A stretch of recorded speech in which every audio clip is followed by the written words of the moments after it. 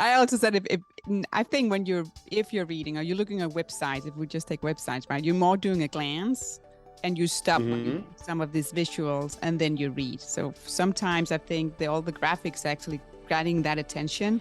So you have that saying, oh, I've seen that before, or it looks interesting. And then you actually are going to see what's going on. Because you're programmed to be attracted to images.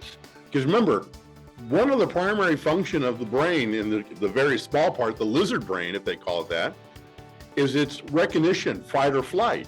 So when you see a picture, your brain has to go, do I recognize it? Yeah. If not, am I interested in it or is it harmful to me? And so your brain does this in split seconds. Yeah. I mean, as fast as the synapses can fire, you're going through that. So you stop on videos, you stop on images, especially if it seems familiar to you. Yeah. And then, of course, you may get interested because, I'll read the story here, and then you go on. So yes, we're all programmed to go after images. Yeah.